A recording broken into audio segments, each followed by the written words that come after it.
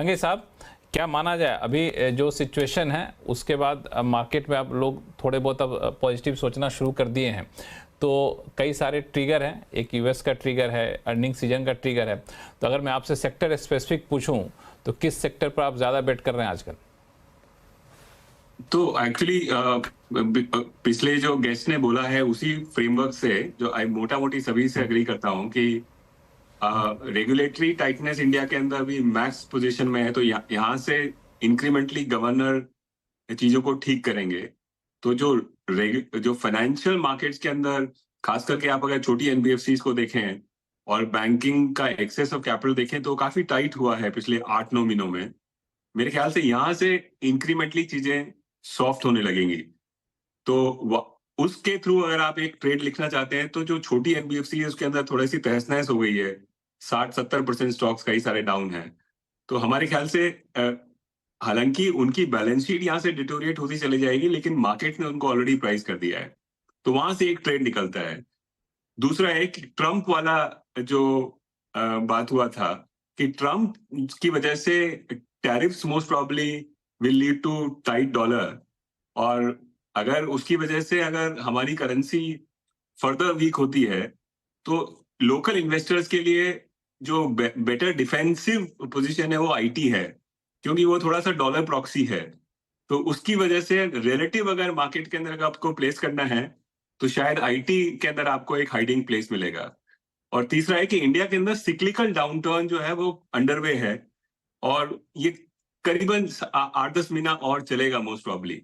तो इसके लिए जो लोकल डिस्क्रेशनरी है, जो लोकल कंजम्पशन सेंट्रिक थीम्स है, वहां से हमको दूर रहना चाहिए। तो अगर इन तीनों मैक्रो को इकट्ठा करके अगर मैं प्ले आउट करूं सेक्टर्स के अंदर तो इस तरह से चीजें दिखेंगी। बिल्कुल, यहाँ पे आईटी की चूंकि आपने बात की, आईटी में काफ़ी दिन तक थोड़ी सी निराशा हाथ लगी थी, खासतौर से लार्ज कैप के लिए, लेकिन अब वो वापस से थोड़ी सी उम्मीद जगी और बेहतर परफॉर्म करने लगे हैं।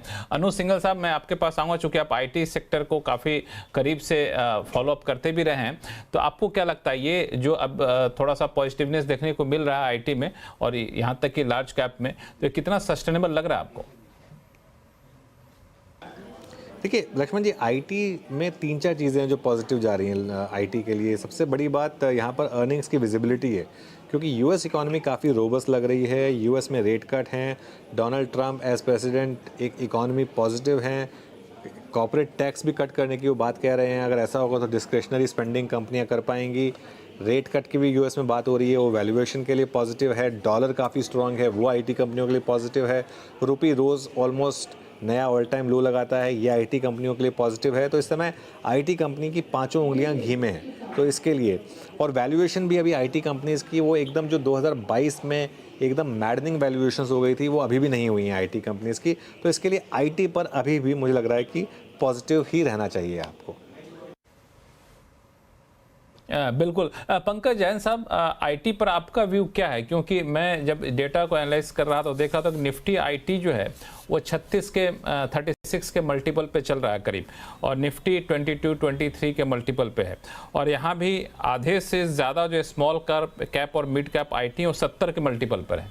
तो ये कंसर्न है कि नहीं है?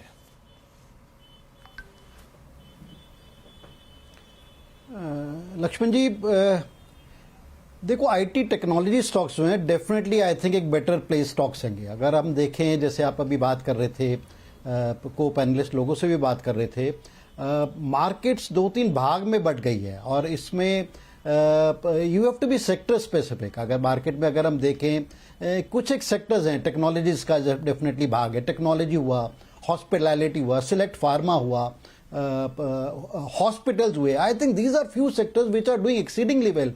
और Q2 में हमने देखा था, in spite of challenging results जो कुछ एक क्वार्टर के आए थे, टेक्नोलॉजी और इन सब सेक्टर्स के रिजल्ट काफ़ी अच्छे थे। तो टेक्नोलॉजी में हम मान के चलते हैं कि जो आने वाले रिजल्ट्स आएंगे, Q3 के भी रिजल्ट्स आएंगे, काफ़ी एनकरेजिंग रिजल्ट्स होने चाहिए, पॉजिटिव रिजल्ट्स होने चाहिए, और यहाँ से भी एक अच्छे मोमेंटम के साथ टेक्नोलॉजी स्टॉक चलने चाहिए। ठीक है, उसके अंदर हमने देखा था कि पिछले दिनों में जो कुछ एक चुनिंदा मिड कैप टेक्नोलॉजी स्टॉक्स थे, उनमें हमने जो अभी रिसेंट करेक्शन आई थी, उस करेक्शन में भी कोई हमने बहुत ज़्यादा डीपर करेक्शन नहीं देखने को मिला। So all in all I think we are pretty positive and constructive on technology stocks. I think कहीं पर भी अगर मार्केट में जिस तरह का अपहीवल चल रहा है, जिस तरह के हम निफ्टी में अपहीवल देख रहे हैं बड़े बड़े, टेक्नोलॉजी स्टॉक्स में हम नीचे में हर टाइम बाय रहेंगे। So technology stocks along with hospital stocks, hospitality stocks, इनमें हम बायर बने रहेंगे। और जिस तरह के हमने रिजल्ट देखे थे एफएमसीजी से, आई थिंक वहाँ कंसर्न अभी भी बने हुए हैं। जिस तरह की गाइडेंस आ रही है, कुछ एक कंपनीज ने अभी रिसेंटली गाइडेंस दी है कि जो हमारा करंट क्वार्टर भी है, एक उसमें भी चैलेंजेस बरकरार रहेंगे।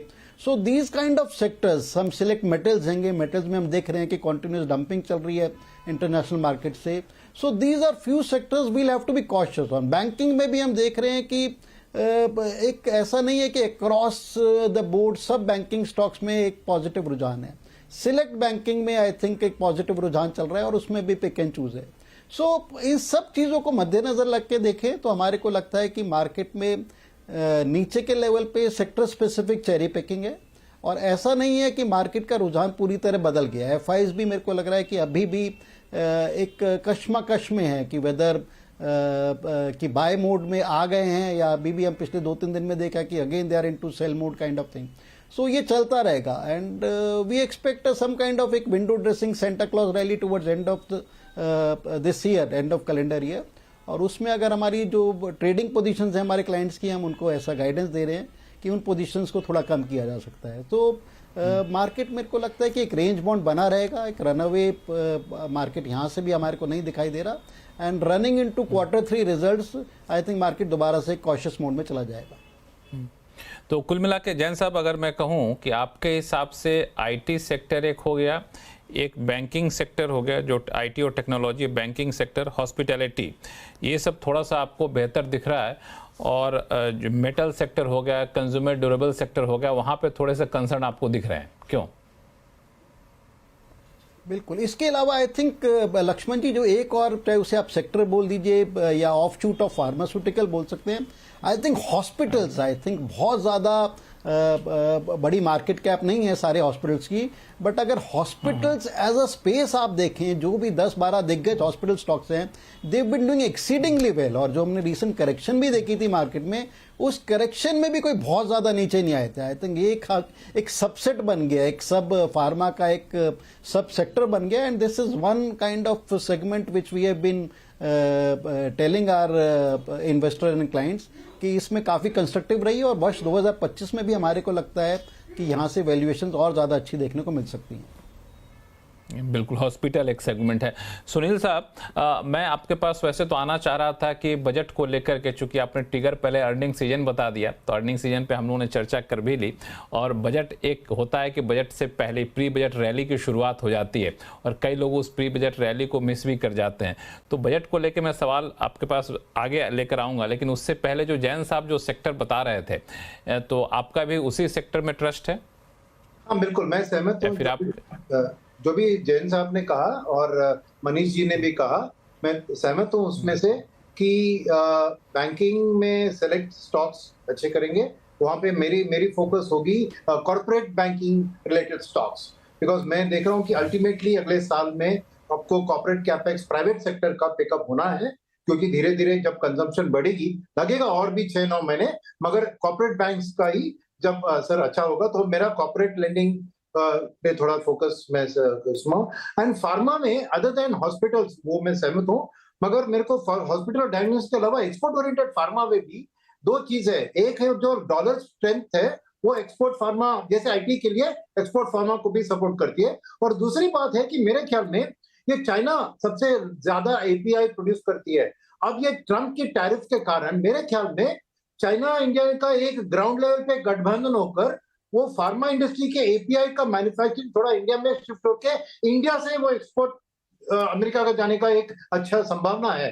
तो उसके कारण मेरे को फार्मा में पॉजिटिव लग रहा है, बिकॉज अल्टीमेटली 60% टैरिफ पे चाइनीज प्रोडक्ट्स, उनको भी दूसरे रास्ते ढूंढना, चाइना चुप नहीं बैठने वाली है। और इंडिया का, इसलिए मैंने देखा कि लाइन ऑफ कंट्रोल जो गठबंधन हो रहा है, थोड़ी बहुत सॉफ्टनेस हो रही है इंडिया चाइना रिलेशनशिप में, इसका ये भी एक कारण हो सकता है। मेरे को उतनी जानकारी नहीं है फॉरेन अफेयर्स में, मगर मेरे ख्याल में आने वाले दिन में चाइना इंडिया का एक थोड़ा ग्राउंड लेवल गठबंधन फार्मा सेक्टर के लिए हमारी जो एक्सपोर्ट चाइना से डायरेक्ट अमेरिका में जा रही है वो शायद इंडिया से रूट हो सकती है, तो मैं फार्मा भी पॉजिटिव हूँ इस चीज के कारण।